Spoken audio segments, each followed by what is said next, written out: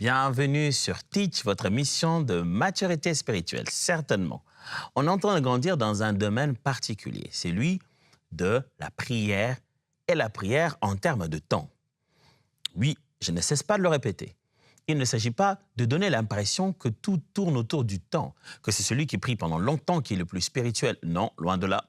On le sait très bien qu'il s'agit de la sincérité du cœur, de l'intimité, la proximité que nous avons dans notre relation avec Dieu qui compte le plus. Et cette proximité, cette intimité, cette sincérité s'est traduite après par le nombre de temps que l'on passe avec Dieu. Si donc on est si proche, on l'aime autant, on passe du temps avec lui. Mais dans ce désir de passer du temps avec ce Dieu, nous rencontrons des fois des obstacles qui nous empêchent de vraiment passer le temps voulu avec Dieu. Dès le premier jour, on a commencé déjà par traiter les problèmes majeurs. C'est lui de parler avec un Dieu qu'on ne voit pas. Ça signifie quoi? Après, on a abordé le fait de trouver de l'équilibre entre structure ou liturgie dans la prière, ainsi que spontanéité ou expression spirituelle inattendue ou émotionnelle. Comment on trouve l'équilibre entre les deux? Pour aujourd'hui, il y a un autre concept, une autre réalité que nous combattons tout le jour dans nos temps de prière, qui justement nous empêche de prier longtemps. C'est cette chose qu'on appelle de la divagation des pensées. Le fait que l'on prie, mais beaucoup d'autres pensées viennent nous déranger, on n'arrive pas à rester concentré. Que faire de ça? Comment résoudre ce problème-là pour mieux prier? Si ça vous intéresse, alors, let's teach. Grandissons ensemble. Pasteur, comment rester concentré dans la prière pendant longtemps? Pasteur, comment me débarrasser de ces pensées-là quand je me mets à prier et puis je commence à penser à quelque chose d'autre? J'ai souvent eu cette question. Comment aider les frères et sœurs qui veulent passer du temps dans la prière à se débarrasser de ces genres de pensées qui ne viennent qu'au moment où on prie? Oh, tu as envie de te dire, j'étais là, ne rien faire, ces idées ne venaient pas dans ma tête.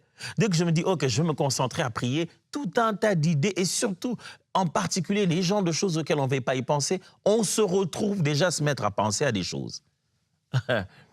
Je donne souvent cet exemple. On est déjà à l'église, on commence à prier, Seigneur, je te rends grâce pour ta protection. Merci de m'avoir gardé dans toute ma vie. Tu me gardes à la maison et tu te dis, quand tu dis maison, tu visualises maison. Tu me gardes contre tout, Seigneur.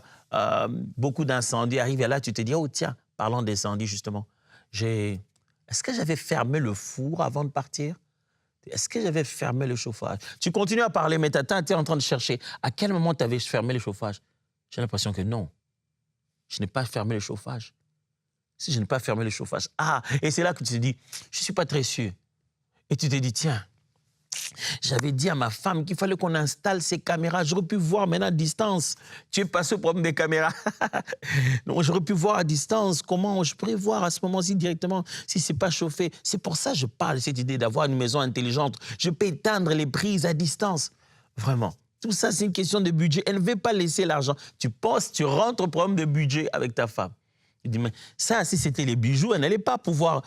Tu es toujours en train de prier, mais tu ne penses plus à Dieu, plus rien de tout ce que tu es en train de dire. Ça, ce n'est qu'un exemple type. Hein? Je sais que ce n'est pas toujours la faute aux femmes, pas du tout, vous en faites pas, ce n'est qu'un exemple typique.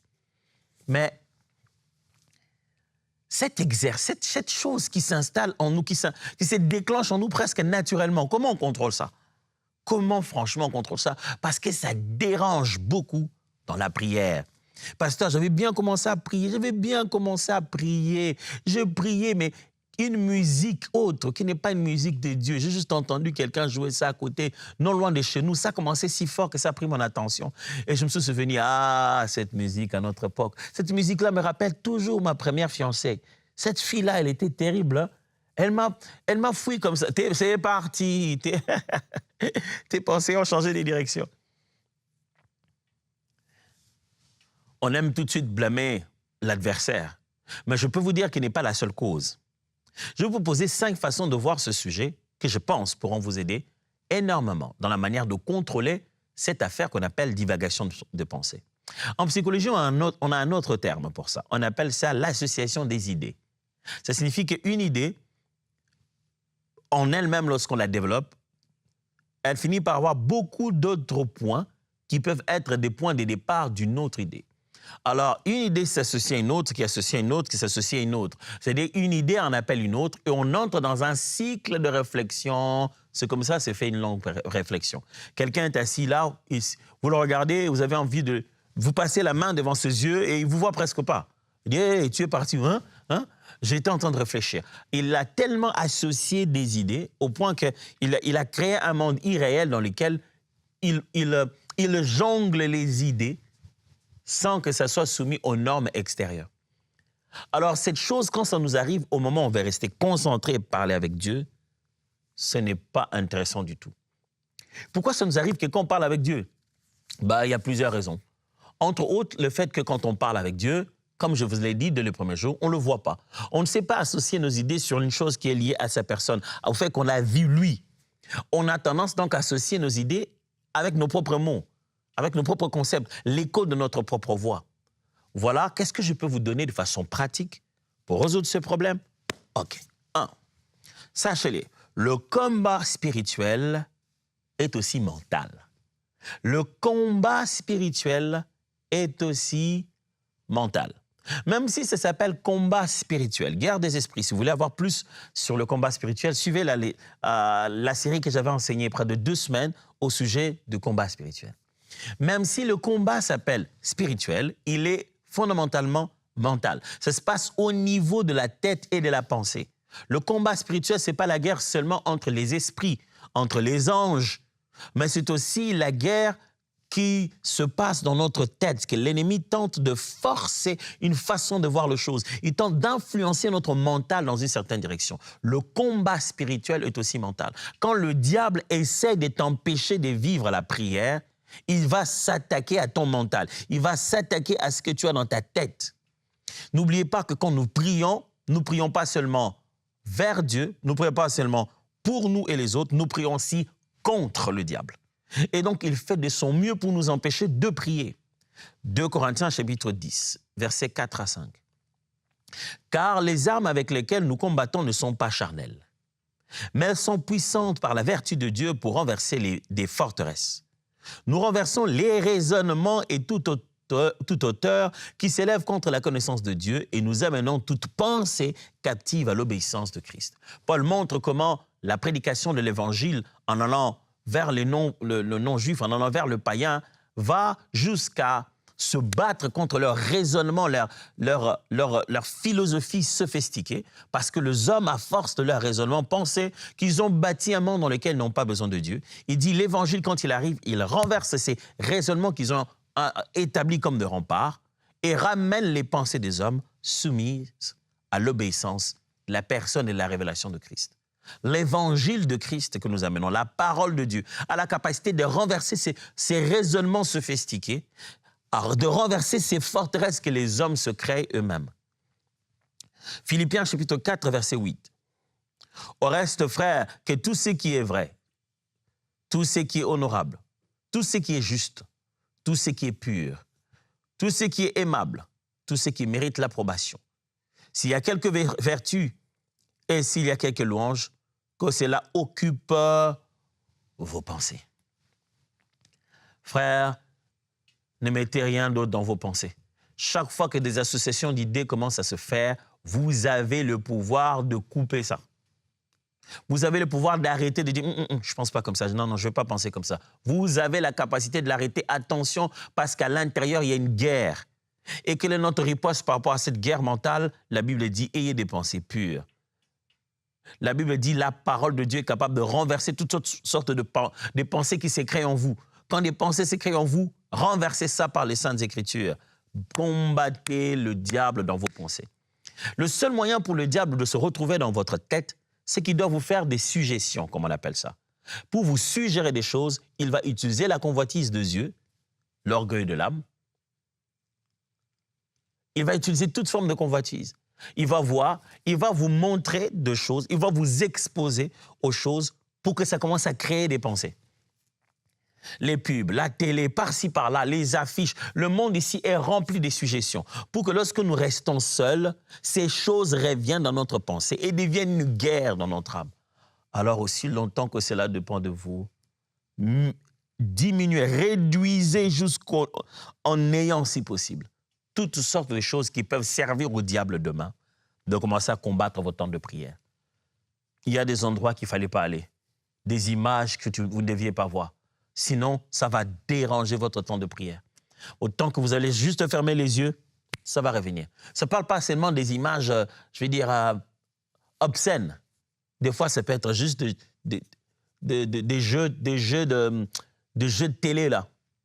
Tu étais derrière ton Nintendo, je ne sais pas moi, derrière ton PS. Tu as passé toute ta journée. Maintenant, on veut passer au combat spirituel. Tu te retrouves à Fortnite. Ça devient complexe. Ce que tu mets dans ta tête, le diable s'en servira pour te détruire. Alors commence d'abord, comme la Bible te dit, que ce soit que des pensées nobles, des choses importantes. Remplis ta tête des bonnes choses. Ce sont elles qui reviendront pendant ton temps de prière. Deuxième vérité. Prier à voix haute garde l'attention. Vous voulez vous débarrasser de la divagation de pensée? Sachez que nous sommes en combat avec l'ennemi, mais sachez aussi que le fait d'élever votre voix au-delà du monologue interne vous aide à garder l'attention. Je ne parle pas de crier, je parle d'élever la voix pour que les oreilles l'entendent. Je ne vais pas vous dire que vous devez commencer à prier « Oh Seigneur! Oh mon Dieu! Père! » Non. Ouf. Je n'ai pas envie d'être votre voisin d'en bas. Ça va devoir faire beaucoup de bruit.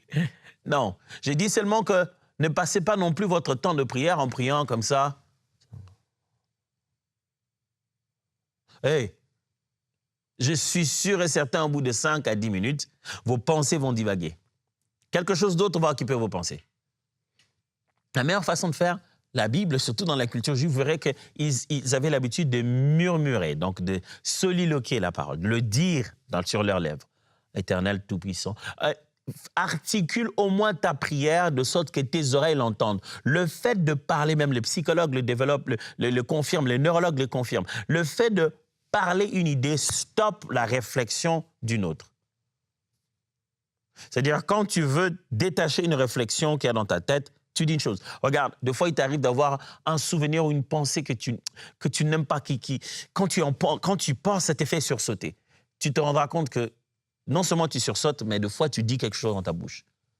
Peut-être que tu ne dis pas exactement quelque chose qui est lié à ça, mais tu as un réflexe. C'est là que tu te dis, oh, merci Seigneur. Tu dis quelque chose dans ta bouche. C'est ça qui est le processus par lequel tu court-circuites cette pensée qui est en train de s'installer en toi. La prière à voix haute, la prière à voix audible, à voix claire, t'aide beaucoup à rester attentif à la prière. Tu environnes tes oreilles de la même pensée. Ce qui sort et ce qui entre, c'est toujours la même chose qui tourne en toi. Tu entends ce que tu dis toi-même. Psaume 77, versets 1 à 2. Psaume 77 ou 77, 1 à 2. Ma voix s'élève à Dieu et je crie, ma voix s'élève à Dieu. Et il m'écoutera. Au jour de ma détresse, je cherche le Seigneur. La nuit, mes mains sont étendues sans s'élasser. Mon âme refuse toute consolation. Ma voix s'élève à Dieu. Vous entendez ça? Il dit, je prie, ma voix s'élève à Dieu. 1 Samuel chapitre 1, verset 13, la Bible dit, Anne parlait dans son cœur et ne faisait que remuer les lèvres, mais on n'entendait point sa voix. Élie pensait qu'elle était ivre. Regardez une femme qui prie et on n'entend pas ce qu'elle dit. Regardez ce qu'on pense d'elle. On dit qu'elle était ivre. Élie la regarde et voit la bouche cette femme, est-ce qu'elle prie? Il n'osait même pas imaginer que cette personne est en train d'articuler une prière. Je ne suis pas en train de dire que prier calmement, comme Anne, est un péché ou une mauvaise chose à faire. Oh non, je ne dis pas ça. Je dis que si vous êtes en train de chercher à combattre la divagation de pensée dans votre tête, une chose qui peut vous aider, c'est de prier à voix haute et audible. Pas crier, j'insiste sur l'équilibre. Priez de sorte que vous puissiez vous-même néanmoins entendre ce que vous êtes en train de vous dire et ne pas laisser que vos pensées tournent dans votre tête. Troisième vérité, n'oubliez pas, on cherche à combattre cette distraction qui vient par la divagation de pensée, qui fait que nos pensées passent d'une direction à une autre. Au moment où on veut durer dans la prière, on n'arrive plus à prier suffisamment parce qu'on se retrouve à penser à autre chose. Troisième chose, qu'est-ce qu'on peut faire? Un lieu de prière favorise la concentration. Si vous avez un bon endroit pour prier, ça peut déjà vous favoriser à rester concentré à la prière. Si vous êtes à un endroit où tout vous sollicite à autre chose, vous ne pouvez pas rester concentré. Il y a des lieux quand vous êtes, c'est très facile de se focaliser à la prière. Un lieu où toute distraction est exclue.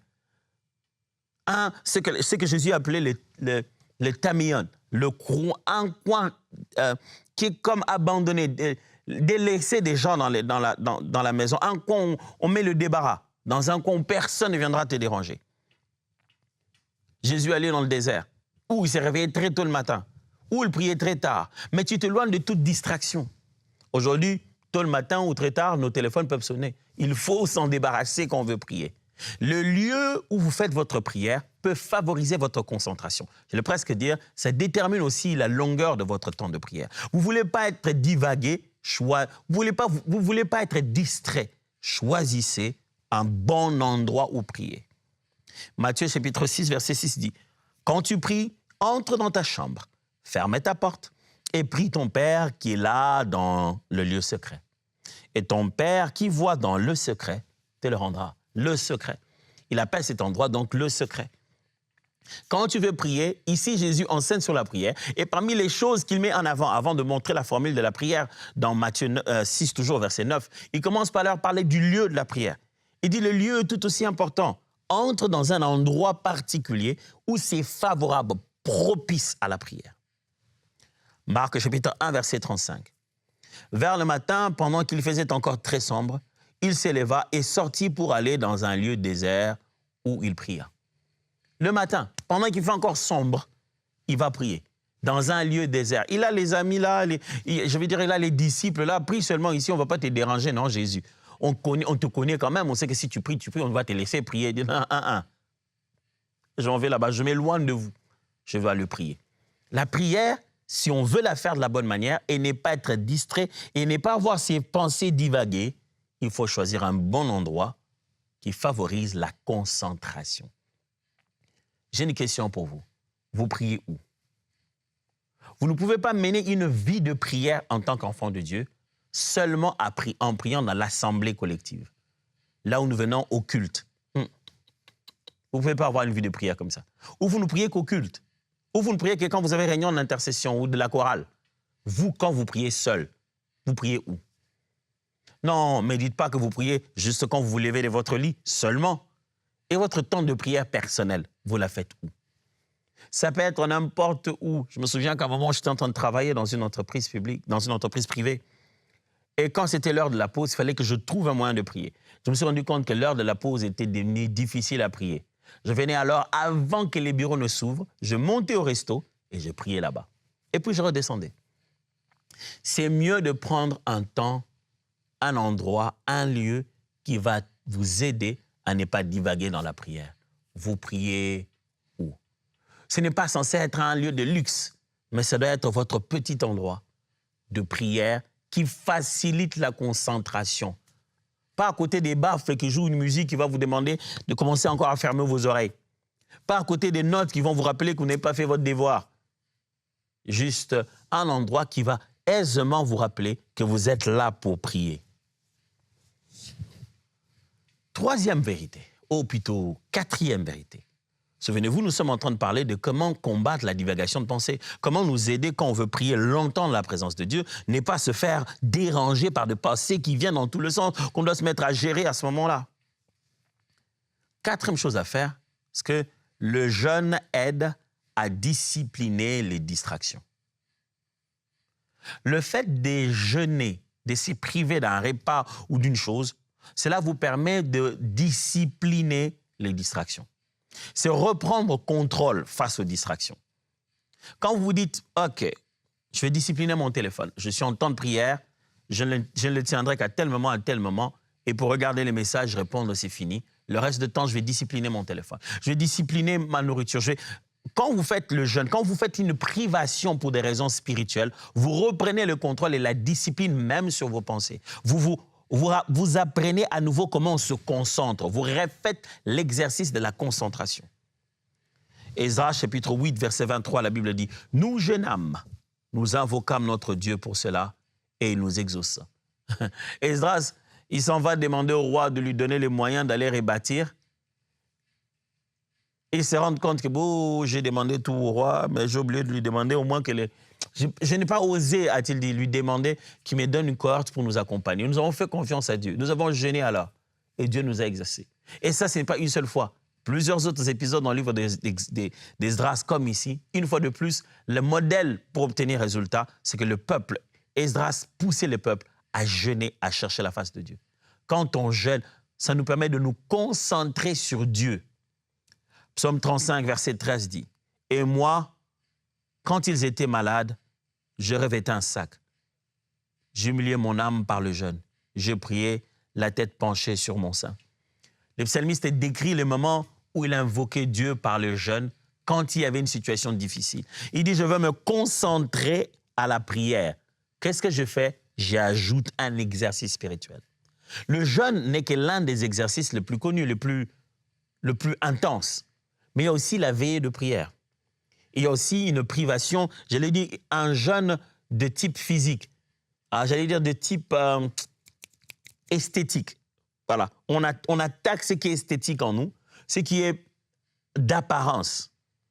Quelqu'un peut se dire, OK, pendant ce temps de jeûne, non seulement que je change mon régime alimentaire, mais je ne fais pas des maquillages, je ne fais pas toutes ces choses-là. Vous pouvez vous priver de quelque chose d'autre à part le repas seulement. Dans le but, juste de revenir davantage dans la concentration. Mon ami, tu veux te débarrasser de la divagation de pensée? Apprends à t'exercer spirituellement. Entre autres, jeûner, veiller, poser des exercices spirituels te permet de te concentrer à nouveau. Dernier élément.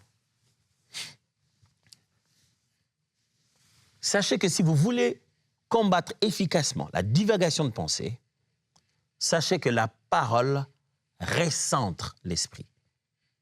La parole de Dieu recentre ton esprit dans la prière. Alors, quand tu commences à avoir l'impression que tu pries et tes pensées divaguent, ouvre les Écritures, lis un texte ou prononce, répète une parole de Dieu. Répète une parole des Écritures. La Bible, la parole de Dieu, recentre ton esprit. Ou alors, avant de commencer à prier, commence par la parole de Dieu. Au lieu de commencer à prier comme ça, tu viens déjà de tout et de rien, tu t'attaques directement à la prière. Oh Seigneur, vous savez, l'une des raisons pour lesquelles on fait des divagations de pensée comme ça, et ces associations d'idées, c'est que pendant la journée, il y a des idées ou des faits pour lesquels nous nous disons nous-mêmes dans notre subconscient, je vais voir ça plus tard. C'est comme si vous preniez des photos pendant la journée. Prenez les photos d'une scène, une autre. Vous les mettez au second plan. Vous disant, OK, quand je serai calme, je vais regarder ça. Alors, le moment de la prière, c'est comme si votre tête vous dit, OK, vous êtes calme, maintenant vous n'avez rien à faire. J'ai tout plein de dossiers que vous m'aviez demandé de garder. Et commence à publier ça. Dès qu'il y a un mot-clé, vraiment comme une recherche sur Internet, dès que vous dites un mot-clé dans la prière, ça va chercher dans la base de données les pensées que vous aviez mis en veille. Et ça les fait remonter. Le seul moyen, l'un des moyens plutôt efficaces de pouvoir combattre ce retour de nos propres pensées, c'est la parole de Dieu. Donc, il est plus préférable, avant de prier, de lire la Bible, de lire la parole, ou d'écouter une prédication. Vous voyez vous-même quand vous priez après la prédication, vous voyez comment c'est différent? Parce que vous êtes nourri d'une parole, vous avez comme reçu un vocabulaire. C'est comme si on a mis des choses à dire dans votre bouche. Et quand vous priez, vos pensées sont focalisées sur ce qui a été dit. La parole de Dieu recentre l'esprit humain à la prière et à la personne de Dieu. Psaume 119, verset 11. « Je serre ta parole dans mon cœur afin de ne pas pécher contre toi. » Le psalmiste est en train de parler ici du psaume qu'on appelle le psaume sur la parole. Il va parler de la parole de Dieu dans tous les sens, le commandement, le précepte de l'Éternel. Un long psaume qui est concentré sur l'amour qu'il a des lois de l'Éternel et de sa parole. Et ici, il dit, comment un jeune homme rendra-t-il pur son sentier? Et puis il ajoute plus tard, il dit, je serre ta parole fort dans mon cœur pour ne pas pécher contre toi. Il dit, la chose qui m'empêche justement de pécher en pensée, en parole ou en acte, c'est le fait que la parole de Dieu reste en moi. Il dit, je serre ta parole dans mon cœur. Son image est carrément c'est physique. C'est comme si je serrais, mais à l'intérieur. C'est-à-dire, je m'approprie personnellement des Saintes Écritures.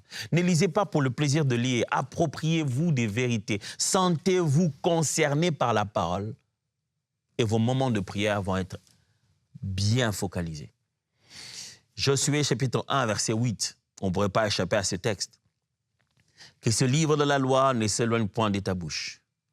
Médite-le jour et nuit pour agir fidèlement selon tout ce qui est écrit. Car c'est alors que tu auras du succès dans tes entreprises. C'est alors que tu réussiras. Tu auras du succès dans tout ce que tu fais. Et tu réussiras comment? Quand ces livres de la loi ne s'éloignent pas de ta bouche. Je viens de vous donner 5 vérités importantes pour vous aider à combattre la divagation de pensée. Pour que quand vous vous mettez à prier, vos pensées ne puissent pas commencer à tourner dans tous les sens au point que vous n'arrivez pas à passer un temps efficace avec Dieu. Qu'est-ce que je vous ai dit en fait? Je vous ai dit, d'abord, que le combat spirituel est aussi mental. Sachez que le diable va se battre avec vous quand vous voulez prier. Sachez que vous êtes en plein milieu de combat quand vous êtes en train de prier. Votre mental sera sollicité. Alors rassurez-vous de ce que vous mettez dans votre tête. Ce que vous mettez, vous regardez dans vos yeux, ce qui entre dans vos images et dans votre souvenir, parce que le diable viendra les chercher pour vous combattre. J'ai dit 2, prier à haute voix vous aide à garder l'attention. Je n'ai pas dit crier. J'ai dit seulement apprenez à verbaliser, à articuler ce que vous dites dans la prière. Ça vous permet que vos oreilles entendent ces vérités et votre concentration soit efficace. Je dis troisièmement qu'un lieu de prière favorable est toujours la meilleure façon de se concentrer. Choisissez un bon endroit de prière, cela favorise votre façon de vous concentrer. Si vous priez là où il y a plein de distractions, vous serez beaucoup sollicité dans vos pensées. Et je dis quatrièmement que les jeunes ou toute forme d'exercice spirituel, comme jeûner, faire une veillée ou quoi, ça aide à discipliner les distractions. Quand vous reprenez contrôle sur ce que vous mangez, ce que vous buvez, comment vous vous habillez, sur quand vous dormez ou quand vous êtes éveillé, ça vous permet de réapprendre l'art de la concentration. Et enfin, je dis que la parole de Dieu recentre l'esprit de l'homme. La parole de Dieu, lorsqu'elle est lue, lorsqu'elle est acceptée, lorsqu'elle est serrée dans le cœur, ça permet à l'homme de se recentrer sur Dieu. On parle de durée dans la prière. Laissez-moi prier avec vous alors. Abba, notre plus grand désir, c'est toi. C'est toi que l'on veut. Ce n'est même pas le temps. C'est toi que l'on veut. Et on te veut éternellement. On te veut à tout moment. Tu sais que nous avons besoin de toi. Oh, des fois, on agit comme si on pouvait s'en sortir. Mais tu sais combien nous avons vraiment en réalité besoin de toi. Et quand tu nous annonces une telle parole, c'est parce que tu sais que la solution dans notre vie, c'est de demeurer dans ta présence.